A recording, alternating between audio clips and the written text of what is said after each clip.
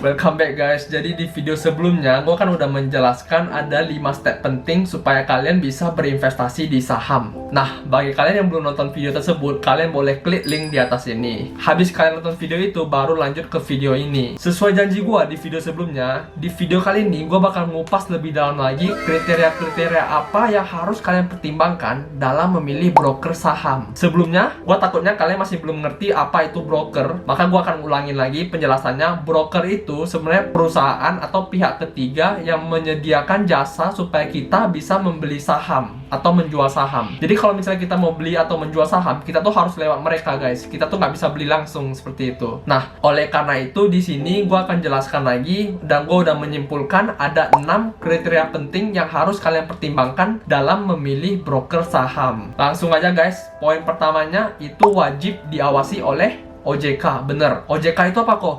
OJK itu Otoritas Jasa Keuangan. Gua nggak mau kalian milih broker yang tidak diawasi oleh OJK, karena itu sangat tidak aman guys. Kalian kan sekarang ngomongin duit, dan duit itu sensitif gitu kan. Kalian kan nggak mau mempercayakan duit kalian dengan broker yang tidak diawasi oleh Otoritas Jasa Keuangan itu. Oleh karena itu sangat penting sekali kalian memilih broker yang diawasi oleh OJK ini. Nah, poin keduanya itu ada minimum deposit guys. Jadi di tiap broker itu mereka memiliki minimum deposit yang berbeda-beda.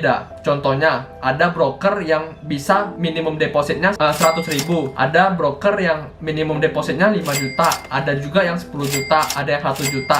Jadi tergantung guys, tergantung budget kalian untuk investasi. Kalau misalnya budget kalian untuk investasi itu cuma 1 juta, kalian cuma bisa milih broker yang minimum depositnya itu 1 juta atau di bawahnya. Kalau misalnya kalian milih yang 5 juta atau yang 10 juta, itu mereka udah pasti tolak guys. Mereka nggak mau terima. Nah, karena kalian udah tahu nih kan budget kalian, minimum depositnya dan segala macam, kriteria ketiga yang penting itu kalian harus milih transaksi jual dan beli yang rendah. Karena setiap kita membeli atau menjual saham, kita tuh dikenakan biaya guys, biaya jual dan biaya beli. Karena mereka kan penyedia jasa, makanya kita bayarnya harus ke mereka juga, dan itu juga udah termasuk pajak kok guys. Nah, di sini kalian juga harus memilih broker yang biaya jual dan biaya belinya rendah. Tapi tidak termasuk, kita harus berpatokan dengan kriteria ketiga ini saja ya. Kriteria lainnya harus dipertimbangkan juga seperti itu. Di sini gue cuma mau supaya kalian bisa memilih broker yang sesuai dengan keinginan atau kebutuhan kalian masing-masing. Nah, itu kan kriteria ketiganya. Kriteria keempat, kalian tuh harus milih broker yang mempunyai reputasi yang bagus atau track record yang bagus. Kenapa gue bilang gitu? Karena balik lagi guys ke poin pertama. Kalau misalnya kalian menaruh uang kalian atau mempercayai broker yang tidak memiliki reputasi yang bagus, kalian kan pasti kayak was-was kan? Kalian kan pasti takut kan? Oleh karena itu kalian sangat penting untuk memilih broker yang memiliki reputasi yang bagus.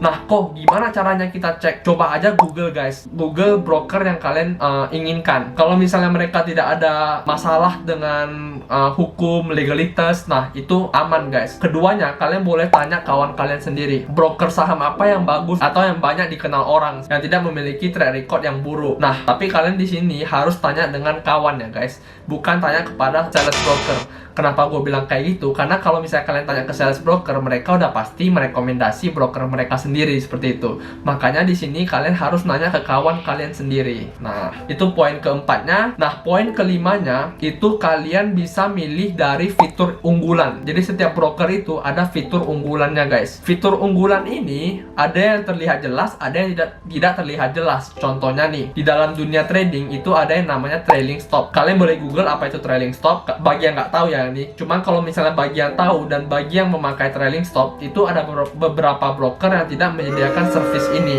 dan ada beberapa broker yang menyediakan service ini. Jadi kalian harus benar-benar research dulu apakah broker ini menyediakan jasa-jasa atau service-service yang kalian mau, seperti itu. Nah, kalau yang tidak terlihat itu seperti apa? Tidak terlihat itu contohnya seperti tampilan dari aplikasi broker kalian, aplikasi trading kalian.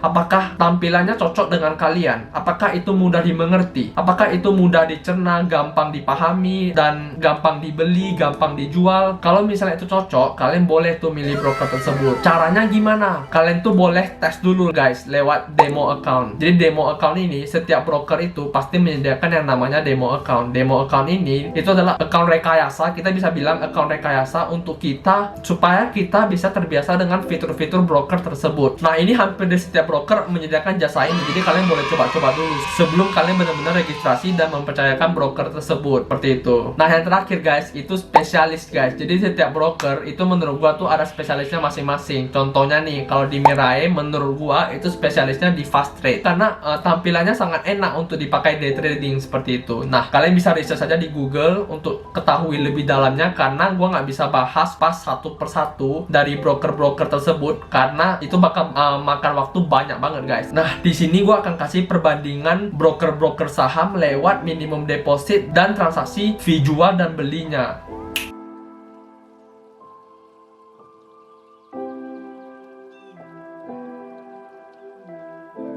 Nah, broker-broker yang gua tunjukkan tadi itu belum semuanya ya guys. Cuman itu broker-broker yang lumayan dikenal di Indonesia. Oke, jadi itu 6 kriteria penting yang harus kalian pertimbangkan dalam memilih broker. Mungkin ada beberapa dari kalian nanya, kok pakai broker yang mana nih? Nah, kalau gua pakai 2 broker guys. Jadi satu Mirai Asset, satu lagi Stockbit yang bekerja sama dengan Sinarmas Sekuritas. Kenapa kok ada 2 broker nih? Ya, karena gue trading dan investasi. Jadi gue pisahin akunnya guys supaya psikologi gue nggak terganggu. Jadi kalau misalnya trading, gue pakainya Mirai. Tapi kalau misalnya investasi, gue maksudnya ke Stockbit seperti itu. Karena strategi trading dan investasi itu sangat berbeda ya guys. Supaya tidak tercampur dan psikologi tidak terganggu. Oleh karena itu gue pisah aja akunnya, lebih aman guys. Nah, kalau misalnya video ini bermanfaat dan kalian sudah lebih mengerti dalam memilih broker saham, kalian boleh like dan subscribe channel ini karena itu sangat memotivasi gue untuk membuat video-video berikutnya. Sampai jumpa lagi di video-video berikutnya dan bye-bye.